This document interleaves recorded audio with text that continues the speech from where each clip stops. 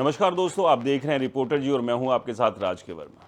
दोस्तों, जरा एक पल के लिए सोचिए, अगर कल सुबह आप अपने घर से बाहर निकलें और आपको पता चले कि जिस मकान में आप पिछले 10 साल, 20 साल या शायद 30 साल से रह रहे हैं, वो सरकार के रिकॉर्ड में ऐसी ज़मीन बना हुआ है जहां कभी घर बनना ही नहीं चाहिए था और अब उस इलाके पर बुलडोजर चलने की चर्चा हो रही है। सोचिए, अगर आपने अपनी पूरी ज़िंदगी की कमाई लगाकर घर खरीदा हो, बैंक से लोन लिया हो, बच्चों की पढ़ाई उसी इलाके में चल रही हो और अचानक खबर आए कि आपका इलाका दिल्ली के ओ जोन में आता है, तो क्या होगा?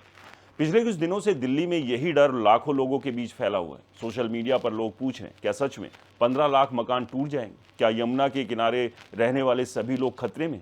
क्या शाहीन बाग, वजीराबाद, जगतपुर, मजनू का टीला, खादर और ओखला जैसे इलाके प्रभावित होंगे? और सबसे बड़ा सवाल, आखिर ये ओ जोन है क्या? क्योंकि सच कहें तो दिल्ली के ज़्यादातर लोगों ने कुछ महीने पहले तक ओ जोन का नाम भी नहीं सुना था, लेकिन अब यही शब्द लाखों परिवारों की नींद उड़ाने लगा।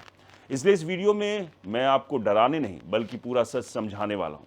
ऐसा सच जो शायद प्रॉपर्टी डीलर आपको नहीं बताएंगे, कॉलोनी काटने वाले नहीं बताएंगे और सोशल मीडिया की आधी अधूरी पोस्ट में भी नहीं बताया जाएगा। क्योंकि मामला सिर्फ बुलडोजर का नहीं, मामला दिल्ली के भविष्य, यमुना नदी, पर्यावरण, मास्टर प्लान और करोड़ों रुपए की ज़मीन का है। दोस्तों, दरअसल ओजोन कोई नया शब्द नहीं, इसकी कहानी आज की नहीं बल्कि लगभग 70 साल पुरानी है। जब 1957 में दिल्ली विकास प्राधिकरण यानी डीडीए की स्थापना हुई, तब सरकार के सामने सबसे बड़ा चैलेंज था कि तेजी से बढ़ती आबादी वाली दिल्ली को कैसे बसाया जाए। विभाजन के बाद बड़ी संख्या में लोग दिल्ली आ चुके थे। 1962 में दिल्ली का पहला मास्टर प्लान तैयार किया गया। उस समय दिल्ली की आबादी लगभग 25 लाख के आसपास थी। योजना ये थी कि शहर को व्यवस्थित तरीके से डेवलप किया जाए, सड़कें होंगी, पार्क होंगे, इंडस्ट्रियल एरिया होगा और साथ ही पर्यावरणीय दृष्टि से संवेदनशील इलाकों को सुरक्षित रखा जाएगा। यहीं से यमुना नदी के फ्लड प्लान को विशेष महत्व दिया गया। अब यहाँ एक बात समझिए, जब हम फ्लड प्लान कहते हैं तो इसका मतलब सिर्फ नदी का पानी बहने वाला हिस्सा नहीं होता। फ्लड प्लेन वो क्षेत्र होता है जहां बाढ़ आने पर नदी का पानी फैल सकता है, यानी नदी का प्राकृतिक विस्तार इलाका। अगर आप यमुना को एक जीवित नदी माने तो फ्लड प्लेन उसका सांस लेने का इलाका है। जब बारिश ज़्यादा होती है और जल स्तर बढ़ता है तो यही इलाका एक्स्ट्रा पानी को समाहित करता है, यही इलाका भूजल रिचार्ज करता है और यही इलाका बाढ़ के प्रभाव को कम करता है। लेकिन जैसे जैसे दिल्ली बढ़ती गई, वैसे वैसे लोगों की नज़र इस खाली दिखने वाली ज़मीन पर पड़ने लगी। लोगों को लगा यहाँ ज़मीन खाली पड़ी है, मकान बना लेते हैं। धीरे धीरे झुग्गियाँ आई, फिर पक्के मकान आए, फिर कॉलोनियाँ बनने लगी और देखते ही देखते यमुना के किनारे हज़ारों नहीं बल्कि लाखों लोग बस गए। डीडीए के मास्टर प्लान 2001 और फिर मास्टर प्लान 2021 में भी यमुना फ्लड प्लेन को संरक्षित रखने की बात दोहराई गई, लेकिन ज़मीन पर वास्तविकता कुछ और ही थी। आबादी बढ़ रही थी, दिल्ली फैल रही थी और फ्लड प्लेन पर कंस्ट्रक्शन बढ़ रहा था। अब सवाल उठता है कि अचानक इतना बड़ा विवाद क्यों खड़ा हो गया? इसकी वजह हाल की न्यायिक और प्रशासनिक कार्रवाई। कई मीडिया रिपोर्ट्स के अनुसार दिल्ली का ओजोन यमुना नदी के वजीराबाद से लेकर ओखला तक फैले फ्लड प्लेन इलाके को कवर करता है। इंडिया टुडे की रिपोर्ट के अनुसार ओजोन में लगभग 94 कॉलोनियाँ आती हैं और करीब 15 लाख मकानों पर सवाल उठ रहे हैं। हालांकि ये आंकड़ा अलग अलग रिपोर्ट में अलग अलग तरीके से दिखाया गया और हर मकान के खिलाफ तत्काल कार्रवाई का कोई ऑफिशियल ऑर्डर नहीं है। दूसरी तरफ दिल्ली हाई कोर्ट ने हाल ही में बेहद सख्त टिप्पणी करते हुए कहा कि यमुना फ्लड प्लेन के जोन ओ में नई रिहायशी कॉलोनियों का अस्तित्व पर्यावरणीय दृष्टि से स्वीकार्य नहीं माना जा सकता और यहाँ नई कंस्ट्रक्शन पूरी तरह से अस्वीकार्य है। अदालत के समक्ष पेश जानकारी के अनुसार जोन ओ की 91 इलीगल कॉलोनियों में लगभग 5 से 6 लाख लोग रहते हैं और करीब 1 लाख मकान मौजूद है। यहीं से लोगों की चिंता बढ़ी। लेकिन यहाँ सबसे इम्पॉर्टेंट बात समझिए, ओजोन में होना और अवैध निर्माण होना दोनों हमेशा एक ही बात नहीं होते। यही एक बिंदु है जहाँ सबसे ज़्यादा भ्रम फैल रहा है। सोशल मीडिया पर ऐसा माहौल बनाया जा रहा है कि जैसे कल सुबह उठते ही 15 लाख मकान गिर जाएंगे, जबकि स्थिति इससे कहीं ज़्यादा मुश्किल है। कुछ इलाकों को लेकर कानूनी विवाद चल रहे हैं, कुछ इलाकों को अस्थायी संरक्षण मिला हुआ है, कुछ इलाकों के पुनर्वास पर चर्चा चल रही है और कुछ इलाकों में नए कंस्ट्रक्शन पर रोक की बात हो रही है। इसलिए हर मकान के बारे में एक जैसा निष्कर्ष निकालना गलत होगा। लेकिन इतना ज़रूर है कि दिल्ली प्रशासन, डीडीए, एनजीटी और हाई कोर्ट अब यमुना फ्लड प्लेन को लेकर पहले से कहीं ज़्यादा सख्त नजर आ रहे हैं। इसकी एक बड़ी वजह 2023-2025 में आई बाढ़ भी है। सरकारी पक्ष का कहना है कि यमुना के किनारे बसे कई इलाके हर साल जल भराव और बाढ़ की चपेट में आते हैं, जिससे जान माल का खतरा बढ़ता है और सरकार पर राहत एवं पुनर्वास का एक्स्ट्रा बोझ पड़ता है। एनजीटी भी कई बार ओजोन और यमुना फ्लड प्लेन से अतिक्रमण हटाने के लिए समयबद्ध कार्रवाई की मांग कर चुका है। अब सबसे बड़ा सवाल यह है कि अगर यमुना के किनारे इतने सालों से लोग रह रहे थे तो सरकार ने पहले कार्रवाई क्यों नहीं की? लोगों को बिजली, पानी, सड़क और दूसरी सुविधाएं क्यों दी गई? और अगर कोई व्यक्ति सालों पहले किसी प्रॉपर्टी डीलर से जमीन खरीद कर वहां घर बना चुका है तो उसकी जिम्मेदारी किसकी होगी? यही सवाल है जिन पर आज दिल्ली की पॉलिटिक्स, न्यायपालिका, पर्यावरण एक्सपर्ट्स और लाखों परिवार आमने सामने खड़े दिखाई दे रहे हैं। लेकिन दोस्तों, कहानी यहीं खत्म नहीं होती, क्योंकि ओजोन के अंदर भी ऐसे इलाके हैं जहां नियम अलग हैं। कुछ जगहों पर जीरो टॉलरेंस की बात हो रही है, कुछ जगहों पर रेगुलेशन की संभावनाएं बताई जा रही। और दिल्ली के मास्टर प्लान 2041 में इस पूरे इलाके को लेकर क्या रणनीति बनाई गई, यही वो हिस्सा है जो आने वाले सालों में लाखों लोगों की किस्मत तय करेगा। आखिर ओजोन के कौन कौन से इलाके सबसे ज़्यादा संवेदनशील माने जा रहे हैं? जोन 1 और जोन 2 का खेल क्या है? और क्या सच में कुछ मकान बच सकते हैं जबकि कुछ पर कार्रवाई हो सकती है? यही समझेंगे हम वीडियो के अगले हिस्से में। इसलिए इस वीडियो के साथ बने रहिए, क्योंकि अभी भी बहुत सारे ऐसे सवाल और शंकाएं हैं जिनका जवाब आपको चाहिए।